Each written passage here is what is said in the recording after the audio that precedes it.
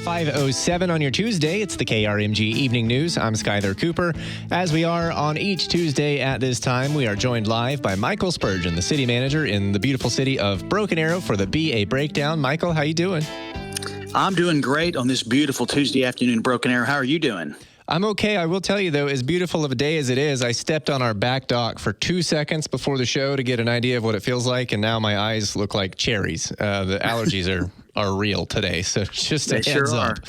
I wanted to talk to you about a big thing that happened yesterday in Broken Arrow, and that is the graduation of more than 1,300 students from Broken Arrow High School, easily the biggest high school in the state, I believe. And it had me thinking, when you have that many graduates in a city like BA and then they go off to college, there must be something that the city does to try to bring those people home and have them become, the future of Broken Arrow, if you will. So checking around today, I understand there actually is something the city is doing to try to do just that. Do I have it right?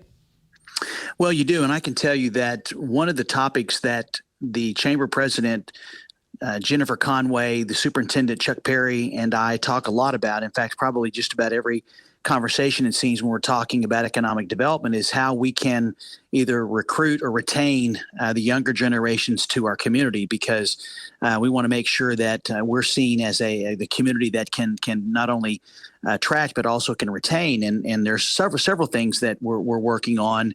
You got to look at it from a short term and then a long term perspective. I mean, short term, we've got a work in BA career fair that's coming up at NSU BA this Thursday the 19th from 9:30 to 1:30, and I'd encourage any of our high school graduates to go out and talk to some of our manufacturers or the businesses that participate. And of course, that goes for anyone.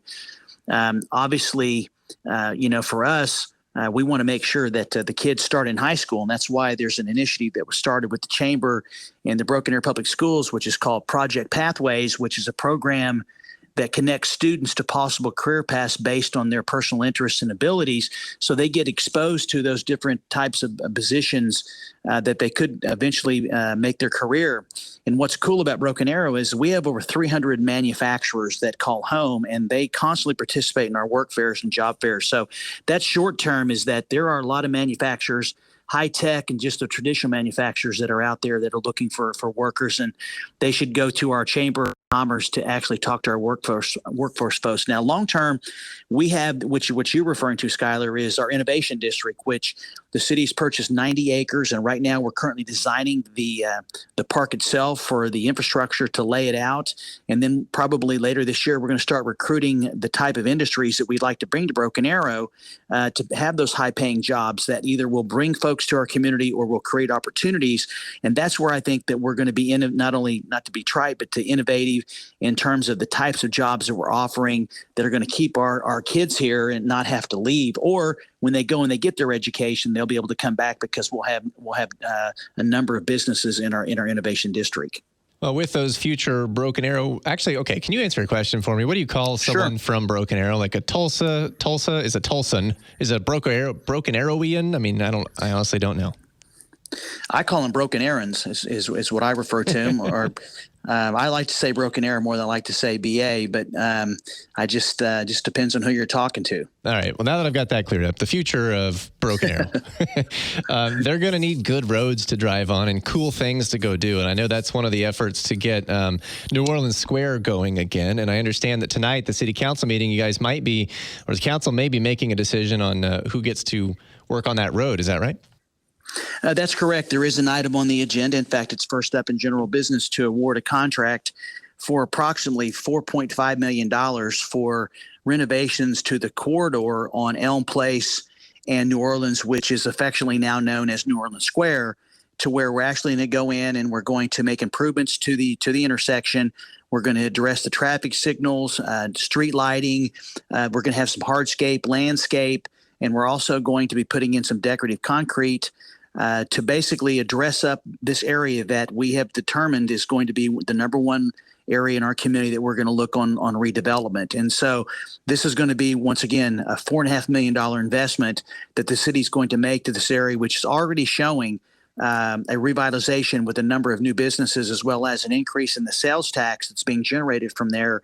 And now that we have this in line, I think we have some other exciting things that are going to be happening that really is going to do the one thing that I think is most important when it comes to economic development for a community, and that is creating an environment that promotes private investment, because you can't expect the government to be responsible for the creation of all jobs. You need to create the environment by whether it's building infrastructure or providing incentives or making sure that the building process is streamlined to promote the private sector to say, look, we can get a return on our investment. And I think this is a perfect example of the partnership we want to have with the private sector and in terms of making improvements to this important area of our town. When that roadwork starts, I understand early June is the timeline there, and I think traffic will be down to one lane each way, no left turns, which I'll have to remind myself because I take that a lot, and then lower speed, of course. Do you know about how long that work is supposed to take?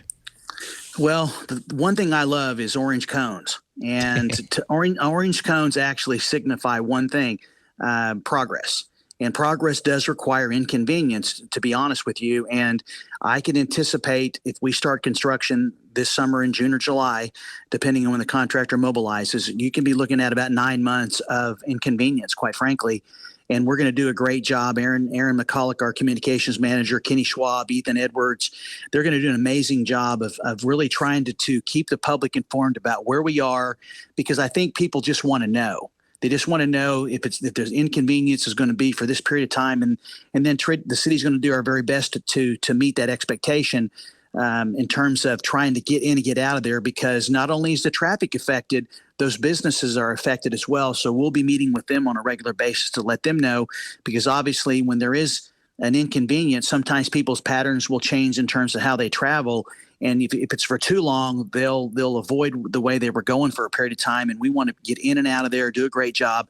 So folks will be very happy with those improvements. But I just want to let our folks know, for about 9 months, there's going to be a lot of orange cones out there and a lot of inconvenience in terms of turning movements. So please just be patient, and we'll get her done. And better paint, right, than last time. Yes. Yes, absolutely. One last thing here. We have just about a minute or so, but I know with summer on the way, Broken Arrow always kind of makes the news every summer when it comes to water usage. Water usage goes way up in the summer, and then people like myself, I've experienced that brown hue, that weirdness that happens in Broken Arrow's water when things get crazy in the summer. So how can we avoid that? Well, part of that is the fact that we use almost 4.6 billion gallons of water a year, and about 1.9 of that is in the summer months. When you're pulling water through the system, sometimes you're going to get some of the buildup that's on the line. There's nothing unsafe about the water, and that's I've been assured of that, and I'm confident that there's no concerns in terms of drinking.